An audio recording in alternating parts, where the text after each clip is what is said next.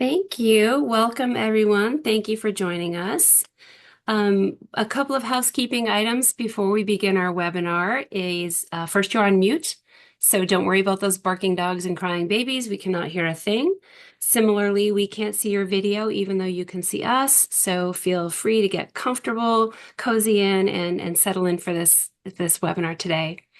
We encourage you to use the Q&A button at the bottom of your screen to submit questions throughout the presentation, and one of our subject matter experts can reply. If we don't get to your question today, we'll be happy to respond to you via email after the presentation is done. And lastly, we get this question every time. Yes, we'll share the deck, and yes, we will record this and share it out afterwards. So I encourage you to pay close attention. You can watch it again, and you can share it with friends. So without further ado, I'll move forward and introduce myself and our cast. If you could move forward, Jean. My name is Rebecca Chandler, and I lead the client services team for the ABA Retirement Funds program at Voya Financial. And today's Ask the Pros seminar is on cybersecurity practices in the digital age. We're going to inform you about some of the things all of the providers for the ABA Retirement Funds program are helping to do to keep your account safe and things that you can do to help keep your account safe. If you could move forward, Jean. Again, I'm Rebecca Chandler. With me today is Christine Hotwagner, the Director of Program Operations for the ABA Retirement Funds. Eve Wood, the Senior Manager for Strategic Partnerships at Charles Schwab and Company, that is the brokerage arm for the ABA program. Charles Griffin, who is an IT security consultant here at Voya Financial. And lastly, Victor Nastar, the Program Director for the program. I am going to hand it off to Christine Hotwagner. Take it away, Christine. Thank you, Becky. Next slide, please. And next slide. My name is Christine Hotwagner, and again, I am a member of the ABA Retirement Funds. We are the overarching sponsor of the program of which your plan participates in. And I'm thrilled to be able to join you today and just talk about the cybersecurity and some of the oversight things that we handle for you as members of the program. So our board of directors takes cybersecurity oversight very seriously, and we pride ourselves on having a rigorous policies and oversight in place for all of our plan sponsors. So let me talk about some of the things that we do, and then you'll get to hear more specific things from both Schwab and Voya. I did want to note one of the other major program vendors that you often will see or hear about, Mercer, who is the investment fiduciary, is not purposely not on this webinar, as they do not hold personal identifiable information. And that was really the big security thing that we wanted to focus on and make sure that we had the right experts on, given the amount of time. So that being said, wanted to talk about some of the things through the ABA retirement funds that we have in place with both ourselves and our program vendors. So myself, I am an employee of the ABA retirement funds. As Becky mentioned, I'm the director of program operations, so I interact with actually all of the individuals, with the exception of Charles, quite often, and as well as with my board of directors. I mention that because in my role, and it as to bring some, just so that you all know, is that at the ABA Retirement Funds, we do not hold any plan-specific nor participant-specific information on site. That is a security measure we have in place. So I only hear about participants or plans if there's some sort of specific escalation that I might be working through with either Becky or Eve. We do have for us, I am required on an annual basis to go through cybersecurity training classes that are offered through the ABA, who is our information technology provider. So that is one thing that's in place. And one of the things that we do relative to our oversight of the program vendors is we actually do keep an internal checklist which aligns with the Department of Labor's best practices for cybersecurity. So we're going through and making sure that the best practices that the um, Department of Labor recommends is in place for the program, which we do follow that. So hopefully that is helpful to you. One of the things that's on the checklist that is a big notification for us is that we do have in place, if something was to happen, say on Voya that caused a cybersecurity incident, we have in place what's called a incident response plan. Voya has one in place, as does Schwab and Mercer, that they are the first ones to diagnose what the issue is, but then they do contact us within a certain, they're required to contact us within a certain time frame after the incident has been identified and verified. And then we will then follow out our communications plan tied to that. I mentioned that because that is an example of one of the things that's on the DOL checklist that we do have in place. Another thing that we do is the ABA retirement funds, engage a third-party cybersecurity consultant. On an annual basis, they will review the three main program vendors, Voya, Schwab, and Mercer, as well as Edelman Financial Engines, who is the provider of um, is the provider of professional management services. So that is part of the things that we do. They complete that study, and then on an annual basis, we then hold a board of directors meeting specifically on cybersecurity, where first the consultant lets us know how each of the vendors did in that survey. They also review our policies at the ABA retirement funds to let us know if there's anything that we could improve upon. And after then, also as part of that, the program vendors are not involved, but they then join us, and each one of them goes through any cybersecurity policy updates that have occurred within the last year, as well as talking about the type of trainings that's in place for the employees. And I mentioned that because that actually is a good spot for me to hand the floor over to Eve, who can talk more about the policies they have in place and some of the checks and balances over at Schwab. Over to Eve. Thank you, Christine. And let's go to the next slide, please. Okay. Hi, everyone. At Schwab, cybersecurity is really focused on two things: protecting data and protecting assets. And our people are really our first line of defense. These are the folks who follow our risk management policies and implement our security controls every day.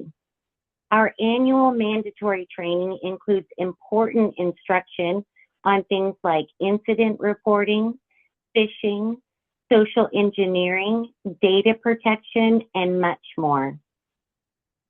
From the representatives in our call center to our operations teams that are looking for red flags, to our dedicated cybersecurity staff, we are all charged with protecting the program's participants. A key message here is that we make security simple for participants. We know that we're not just protecting data, we're protecting futures. And we understand that it's important for participants to take ownership of securing their account. To help them, we offer detailed cybersecurity information and education in a variety of formats. We do this to help individuals protect their personal information by following those best practices while they're online. Additionally, our security program brings together complementary tools, controls, and technologies. We leverage a risk-based approach and pattern analysis that's essentially asking one question: is this behavior normal for this particular individual? And if it's not, there's a good chance that it's not the participant. So we're going to further challenge what they're trying to do. At Schwab, we are extremely confident in our ability to protect your participants. And we back our commitment with the Schwab Security Guarantee. Schwab will cover losses due to unauthorized activity. So we look at each incident on a case-by-case basis, and if there was unauthorized activity that resulted in a loss, we will refund the account. In the end, we want the experience with Schwab to be simple and straightforward, and that includes this guarantee. So thank you, and I will now hand it over to Charles Griffin. Charles, before you begin, I just want to encourage everybody, if you have any questions or comments, please use that Q&A button at the bottom of the screen. Thank you, Charles. Thank you. Thank you for that introduction. Next slide, please. I like to take the whole topic of cybersecurity from a record keeper's perspective, being Voya, and divide it into two different aspects. The first one is what's on the left-hand side of the slide, and those are enterprise cybersecurity defenses that Voya has in place to protect our enterprise from those malicious intents from the internet. But I think what's more important to you is what we're doing on the right-hand side of the slide, and that's fraud protection for those people that have entrusted us with their financial accounts. And we'll talk about both of these perspectives in the following slides.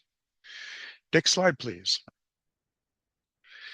First thing I'd like to do is acknowledge that back on April 21st, 2021, the Department of Labor came out with 3 different pieces of guidance to the industry. The first one was cybersecurity program best practices.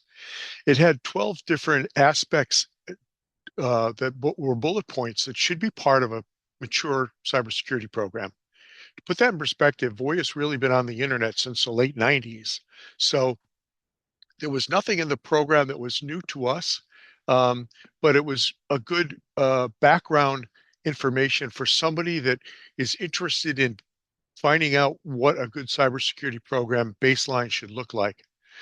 The second piece of guidance that was on there was, I thought was more important, was the online security tips that was oriented towards participants. What individuals can do to mitigate and lower their profile to cyber attack from strangers on the internet. Things like using multi-factor authentication for authenticating to their account, making sure that their systems have the latest patches from on the operating systems from the vendors, whether that be Apple or Microsoft or Linux. They did talk about really good hygiene practices, especially for not opening every email that finds its way into your email account, because some of those are not benign in nature. And that is the #1 vector for people getting into trouble on the internet. The last piece of information that was, or document that they had, was hiring a service provider. Ask your service provider those tough questions. Do they have cyber insurance? Do they have that outside firm come in on an annual basis, look at your controls and your policies, and then test those controls and policies to make sure you're actually implementing what you say you are on paper. And that usually manifests itself in their recommended documentation, the SOC 2 Type 2 attestation, which Voya has done every year by Ernst & Young. Voya is one of the few record keepers that also has the International Standards Organization certification, the ISO 27001 2022 certification as well that we have done on an annual basis as well. So let's go to the next slide. I'd like to put cybersecurity in perspective of Voya as an enterprise. Cybersecurity is extremely important, but it's also interdependent upon a lot of other aspects within the enterprise that needs to be there for the whole company to be information security aware. For example, our legal department, we have 2 headcount dedicated full-time to just looking at current legislation that's out there to make sure that our reports are in alignment with the requirements from each of those individual geographies. For example, California Consumer Protection Act, the New York Department of Financial Service, Department of Financial Services, DFS, the Kentucky Data Match, the Connecticut Banking Law. If you look at the United States from a legal perspective, it's really becoming a Byzantine map of overlapping and sometimes conflicting cybersecurity laws that govern how Voya as a company has to react if something were to happen based on where participants live in the geography of the United States. Only when all these other ancillary functions are in synchronization with information security aforethought can Voya as an enterprise say we're information secure. Let's go to the next slide. People like to ask what's important right now, what's happening right now in cybersecurity threats.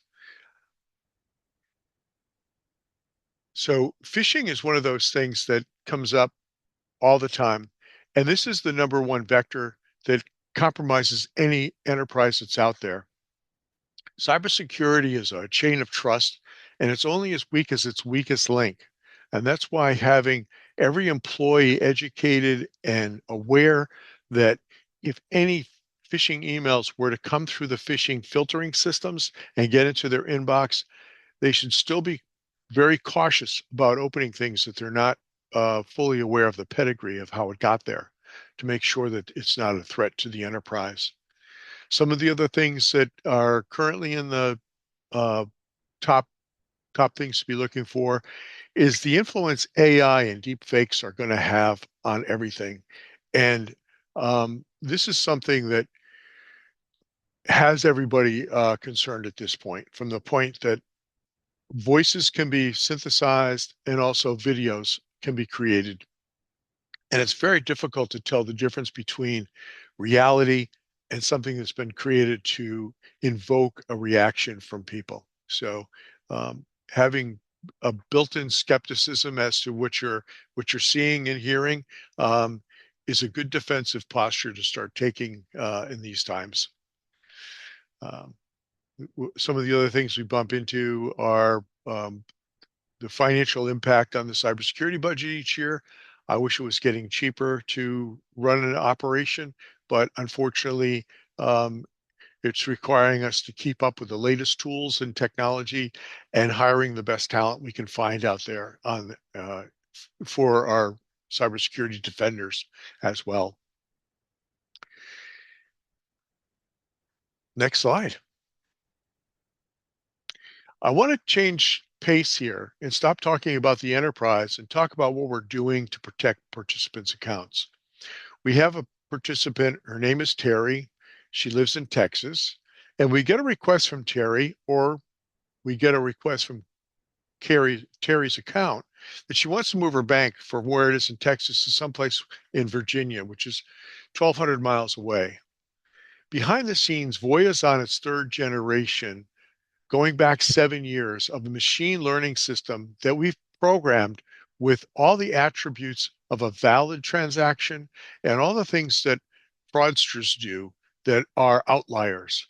On its face, this may be perfectly benign that Terry's planning to move from Texas to Virginia, but it's an outlier. People normally don't move their bank 1,200 miles from where they live. It's a deep learning system. It also knows the last time we've seen Terry log in, and it wasn't at 2:30 in the morning. We also know a lot of attributes about the geospatial information around that transaction. What I mean by that is the carrier, the IP address, the time of day, um, the keystrokes, how many times the account's been locked out because of a bad password guess type of thing. And that all goes into an AI model that's on the next slide that actually watches all these transactions. If we could get to the next slide, we'll be able to see that. Excellent. The reason why we built this system is you get about 100,000 calls, participant web transactions on a daily basis. And we get an additional 15,000 calls a day to our call center. So it's humanly impossible to look at this volume of traffic and find these outliers that are in there. Here we see Terry's making this bank transaction at 2:30 in the morning for 1,200 miles. What that's going to do is it's going to make that transaction print out on a report the next morning. And there's a team of people there that'll look at that and they're going to try to start reaching out to Terry to make sure that this is something Terry actually transacted and it wasn't something that some interloper got into her account and is trying to move her bank to a more convenient location for the fraudster. We are so confident in this system being able to find and track this type of activity that on the last slide, we'll see our secure accounts for everyone guarantee that says on a facts and circumstances basis, Voya is going to look into exactly what transpired. And if we find that the participant has not been part of a fraud, Voya is going to backstop their account and make them whole, regardless of the monies that were at risk. And that's our safe guarantee. And I am going to pitch it back to Becky. Thank you, Jean. If you want to move forward to the next slide, I'll share with you some of the program's resources. And thank you. There are lots of questions coming in, which in my opinion, no offense to any of the presenters, is always the most interesting part. So program resources, we'll leave this up here for a bit so that you can scan that QR code. This QR code will bring you directly to the Cyber Corner for participants, where you'll get more information on the safe guarantee that Charles just described. It will show you how to register your account if you've not done so already. And there's also interesting articles and frequently asked questions about cyber activity, protecting your accounts, and things like that. Again, we will be sharing this deck as well as recording this presentation. But if you want to take a picture of this, this would be great.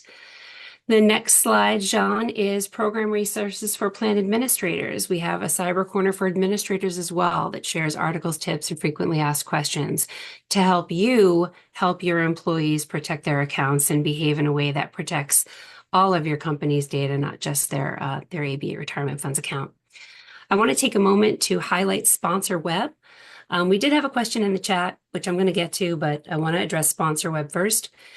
Sponsor Web is the online tool for plan administrators where you can access participant accounts, you can submit contributions and payrolls, and moving forward through the end of the year, we're going to develop a portal wherein we can exchange information such as forms and census materials. All of this, of course, designed to prevent you from having to share PII via email, personally identifiable information through email or through snail mail. So I really encourage you, if you do not already have access to Sponsor Web, to get access to Sponsor Web. It will prevent you from having to use all those other methods to send us information that you really wouldn't want to share in a public forum like that. That said, someone had asked a question, and I'm just going to spoiler alert this for a moment until we go to the next slide. Well, I'll just go to the next slide.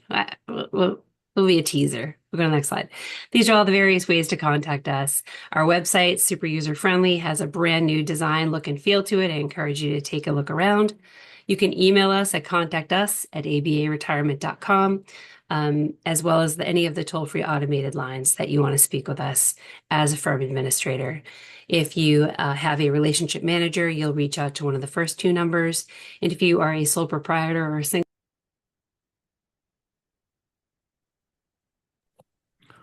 Becky, you just went on mute. you know, if I had $1 for every time I did that, Doug, I wouldn't need a retirement plan. If you are interested in learning more about the program, if you are a prospective customer, then please email us at joinus@abaretirement.com, and we'd be happy to share more information, not only about the cybersecurity and the tools we use here at the program to protect your assets, but about our program in general, our funds, our services, and all of that wonderful stuff.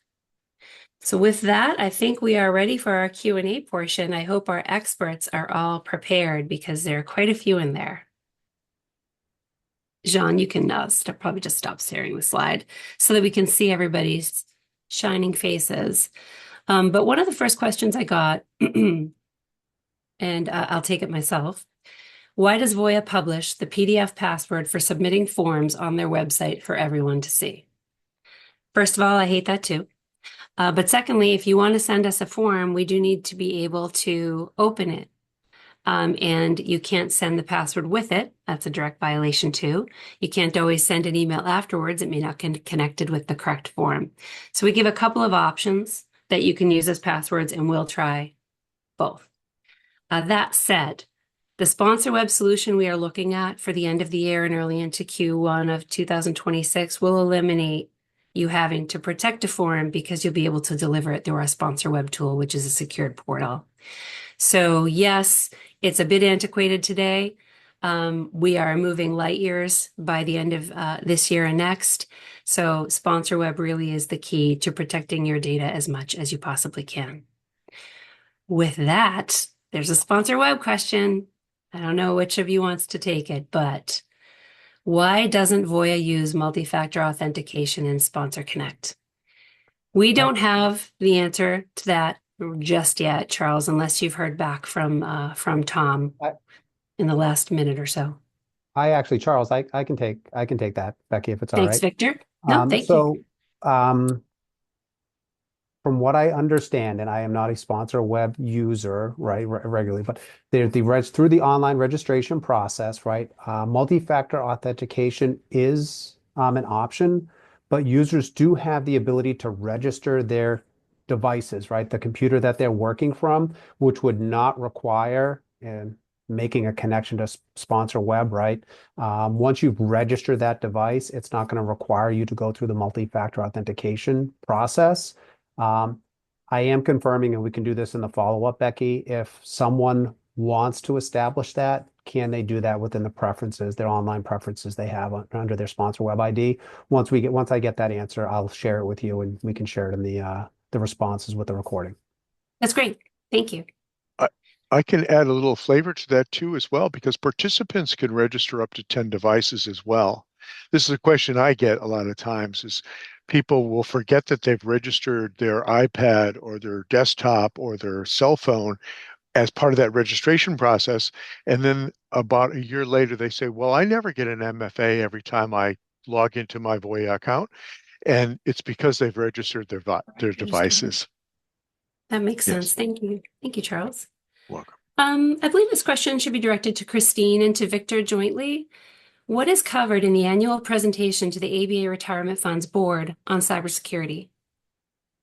You want me to go first, Christine, or would you like to? I'll go first, Victor, and then hand it off to you. So, great question.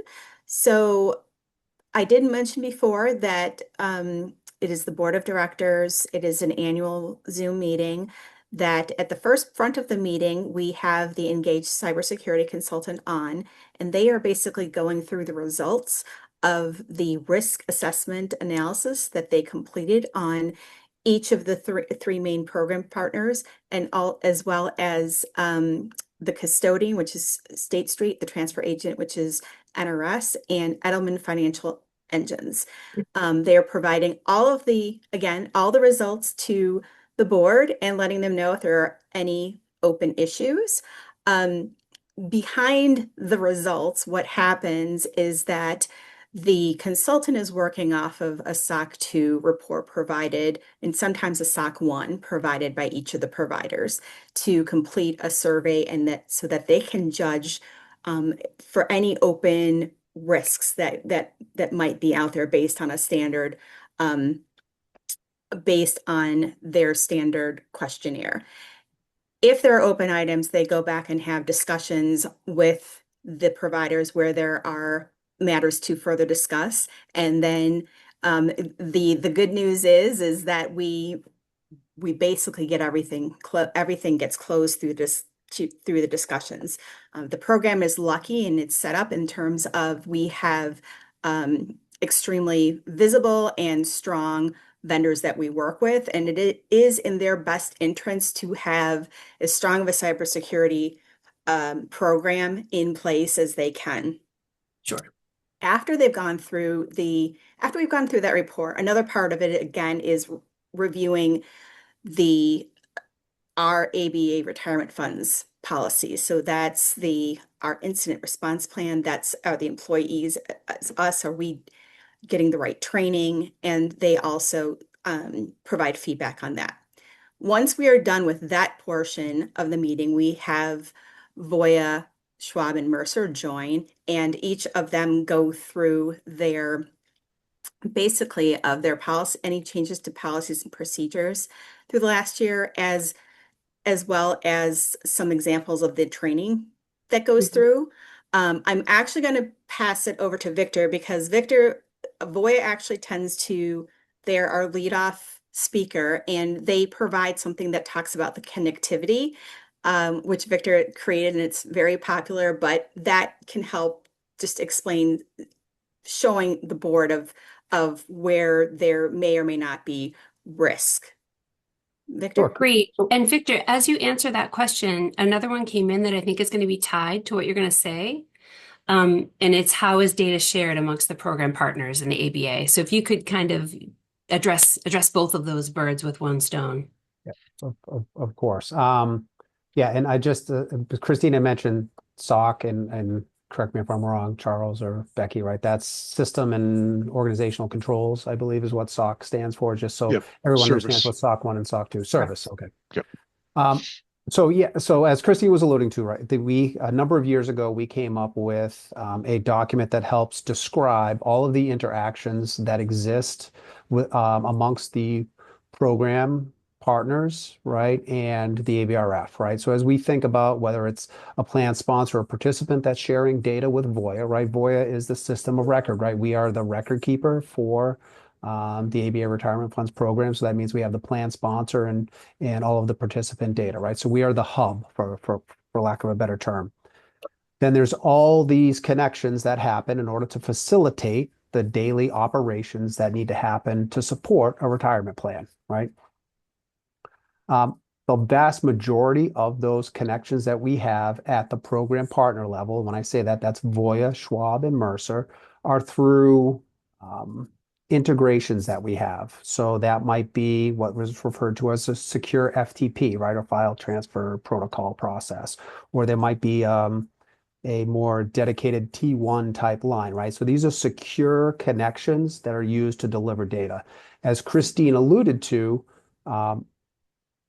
the sensitive data or the personally identifiable information, like participants' name, address, social security number, all of that information is not shared with Mercer. What we're sharing with Mercer allows them to meet their obligations as the fiduciary, right? So that's generally the fund information at a program level. Schwab, we're sharing information back and forth because we have data specific to individuals who are taking advantage of the self-directed brokerage account offering.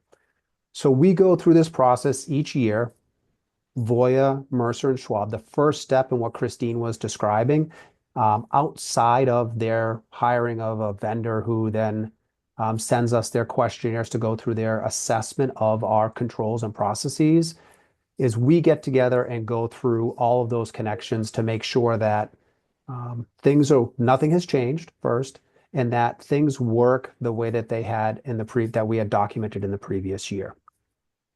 We go through whether it's email, those dedicated lines I talked about, and how we share data, the types of information that's going back, and then we assign a risk level to each of those connections.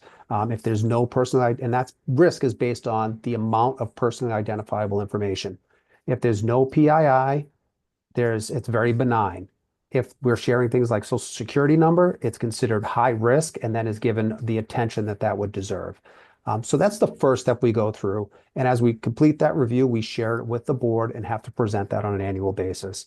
And then The next step is going through our review of our current best practices, which will include the things that Charles and Eve walked through earlier. Things like training, making sure folks are employees, because as Charles was alluding to, right, technology is a big part of it, but people is an even larger component of it, right? We need to make sure that our people aren't introducing risks into our systems by opening emails they shouldn't or clicking links they shouldn't, those types of behaviors, which really are best practices that everyone should be following, whether you're a plan sponsor or a plan administrator or a participant in the program. Becky, does that sort of cover what you're Yeah, thinking for that yeah. question? I'm happy to, add anything else that you think is No, I important. think it was great. Okay. Okay, there's a few more. So this is for Charles. For multi-factor authentication, isn't not seeing a notification related to selecting remembering your device, not registering your account? It's part of the process when you do register your account and give it to you as an option as to whether you want to have MFA sent to you every time or whether you Mhm. want to register your account, in which case it'll do that initial MFA exchange with you, and thereafter, as long as that system is doesn't change its browser, or Mhm. you didn't change the device itself by putting another operating system on it, you will, if that happens, it will automatically toggle back to sending you the MFA via your cell phone. Okay, got it. Did you have more to add? You looked like you were going to I, say something I was else. going to say something I just learned this morning, I think maybe of interest to the audience. There was some guidance that came out back in September from the National Institute of Standards talking about this very topic of multi-factor authentication. And sending the MFA through regular text messaging is a step up in security, but the next step on that is actually using an authenticator. If anybody's got an account with Amazon or one of those, you're very familiar with them sending you the multi-factor authentication to either Google or Microsoft Authenticator. Mhm. Voya is going to be rolling that out in December of this year. I would say January just to be safe because they picked Christmas as the day. Nobody's going to be on Christmas, so January. I'd say the end of January. It'll be an option where you'll be able to, when you go to Voya, they'll have instructions on how to scan that QR code and make it very easy to install an authenticator and add Voya to that. Interesting. Yep. Thank you. Eve, you answered a question in the chat, but I think it's important that other people hear it too. What's the first step a participant should take if they believe there's been unauthorized activity in their Schwab brokerage account? Thank you. Thank you. So the first step is always to call us. We're available 24 hours a day, 7 days a week. If you don't know the number, there's almost any sort of, online search engine will get you to our phone number. It's that you could dial our regular number, but there will also be specific numbers for, if you think that your identity has been stolen or that there's been, fraud in the account. But no matter what phone number you use, 24 hours a day, 7 days a week, we're going to get you to the right person. They're going to secure your account, and then they're going to provide you with some resources. And, much of those resources are actually available online right now. And you can go to Schwab Safe on the Charles Schwab website, and there are checklists that you can read. And, as I've mentioned before, there's a variety of education in various formats. So there are PDFs, there are videos. Again, there are those checklists. And then there's the information on, how to contact the credit agencies and all of the other contacts that you need to make to really, shore up your protection. Thank you. Thank you. Victor, and I'll support here too. What happens if a participant account gets hacked? What do they do and who do they contact? So not their Schwab account, but their regular ABA retirement funds account. Well, I think the first thing they should do is to reach out to Voya, right? That can be Becky shared earlier on one of the slides, right? abaretirement.com, or the Right. phone numbers, right? Contact our contact center. Um, and Charles, I might use you for a lifeline here, but I think keeping in mind, right, that we have our corporate investigations group, right? Hmm. Like anything that is reported to us, right, we take very seriously, right? And Yes. we have a number of different channels and resources that we can use, whether it's that someone individually is sharing information, or we're trying to research a particular item or incident to ensure that there wasn't some type of security response that we need to have. And those resources are cross-functional, right? As we think about our operations, our IT and technology folks, our cybersecurity experts like Charles, our legal department, right? So we pull in everyone in those situations, right? So that we can make sure we're prepared for a response. I don't know if you have anything to add there, Charles. No, I think you covered it very well. Very well. 24/7. Yeah. So it's really just reach out, just like you would at Let us Schwab, know. just like you would if your credit card had been infiltrated. Call, make a human connection, and we'll help you through any of the Right. And processes. and and that's important too. And not obviously we want to help that individual who's impacted, but it also allows us, if we need to, right, to be able to ensure that no one else is going to be impacted, right? Like if there is some vulnerability that has been identified by someone reaching out, and then as Charles was alluding to, right, our reputation is based on our ability to protect individuals' data. I mean, it's a pillar of what we are as an organization. And believe me when I say the ABA retirement funds and the volunteer board of attorneys hold us very accountable in our agreements to that. Um, so we spend a great deal of resources in making sure we have everything structured to protect individuals' information, but vulnerabilities happen. It's a very rapidly changing environment. Let us know if something happens, the sooner we know, the sooner we can investigate and make sure that there aren't, and no one else is vulnerable to a given risk. Thank you. If only the hackers would use their skills for good and not evil, That's right? right. Right. Charles, what does a phishing email look like? And I'm asking you, and just to share anecdotally, each of us in our own organizations do have to take a lot of training on identifying what could be a phishing email, fraudulent attempts at account, et cetera. So we get tested throughout the year with from Voya with like fake phishing to determine whether or not we can affirmatively detect them or not. But Charles, what does a phishing email look like? A phishing email is any email that you get that is going to apply to some of your base instincts, those instincts being greed. An offer that's too good to be true is not true. All right. Urgency. You have to do this now. We're cutting off your credit card. Such and such is being canceled if you don't act quickly. Anything that comes across like that. Curiosity. Um, we discovered something on the internet about you that we need to discuss, type of thing. And fear that if you don't do something soon, something awful is going to happen. Any type of email that is oriented towards that immediately should raise your suspicion that there is something not right with this, and I better not touch it. Yeah.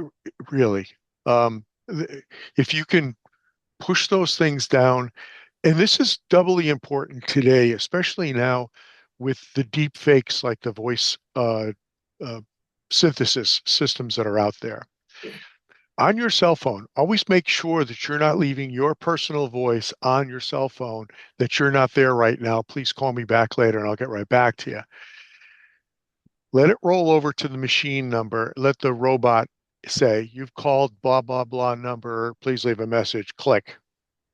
You want to minimize as much as possible your use of putting your voice and your image out on social media and the internet. I know that flies in the face of everything we've done for the last probably 10 or 15 years, but it's a new world now with deep fakes and AI. And we really have to be cognizant about even our biometric information we're putting out there and being skeptical of it. I always tell people that when your cell phone rings, if they're not in your contact list, let it go to voicemail If it's important, they'll leave a message. If it's not, you know you didn't miss anything. It's always safer. Don't talk to strangers. Don't Yep. talk to strangers. I also, with the phishing, and again, because we have to do this training, there's generally like grammatical errors or misspellings or a name that's real close to yours, but not quite yours. And those are always red flags for me that it's a phishing scam. Rebecca, you bring up a really good point because now with AI, I can I can have AI work with me to craft an email for a specific person or organization or a title. And not only can I do it in English, but I can say to it, transfer that to French, German, Mm. Italian, and I can send out that email now to a wider audience. So these tools are not just being used for good, but the bad guys are learning how to use them Yeah, pretty good too. And there won't be any spelling errors in there or anything else. It'll be perfect. yeah. So we all have to be doubly, Yeah, Oh, and of that's I'm sorry, Becky, one more comment to course. build upon that is I think we think a lot of phishing as, personal, but that can happen. It's very common for business to be Oh, yeah. targeted as well, right? In other words, hey, listen, this is so and so from your organization. Like, Right. hey, I need you to send a wire here, Right. or I need you to send, our employee register here. Like I mean, those types of risks exist well. So you need to be mindful when folks are asking for information that isn't normal, that should raise a red flag. Someone has a follow-up, Charles, about what about office phone lines? If you have a voice greeting on your office phone line, that's really what you're talking about, right? If there's any recordable your Voice. voice, Right. then it could be targeted. It's probably unrealistic to think that you could ever not be recorded. I'm doing a webinar for y'all right here. 50 plus of you are going to be, I'm Yeah. sure, trying Like, to biometric me, but you just have to take every precaution. mhm, Maybe absolutely. you could answer it in like an English accent or Australian accent, and that would throw people off, but there's always going to be some Yep. risk. Yeah. Absolutely. Has Voya ever paid out on the safe guarantee? To be perfectly honest, yes. Voya backs that safe guarantee. In those rare occasions when somebody has compromised a participant's account after doing an investigation to make sure it wasn't fraud. And what I mean by fraud usually is, and this is the majority of the cases anyhow, when some monies go missing out of an account, it's a relationship that's breaking down where one party or the other has already shared that information with the other party. And as they're leaving the house and the relationship, they're taking the 401k of the partner. Yeah. That's not cybercrime, that's civil criminal activity. But there are occasions when people, fraudsters, do manage to surreptitiously get through our defenses and extricate funds out of an account. And when we find that the participant has not been part of that fraud, we will back that account. Um, and that's our guarantee. And we just pay on that. It's if they can beat us, we learn how they did that, and we train that model to be even more sensitive for that type of an attack in the future. So it's really the cost of doing business and educating our system. It's that good that it very seldom happens. And when it does, we do learn something from that. And I don't know if I missed this, like generally, the sooner we know, sometimes we're able to actually prevent, or at least claw back some of those funds that were taken fraudulently.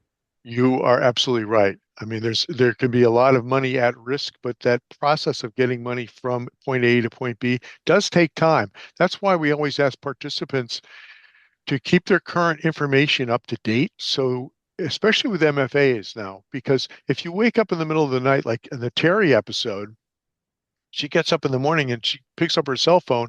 There's an MFA from Voya at 2:30 in the morning where she wanted to take out a loan for $50,000. That's what we call a clue. Call us and we can stop it right there. Yep, it's great. Eve, I imagine that Schwab works very similarly with their Schwab Safe as well. Is that correct? Absolutely, yeah.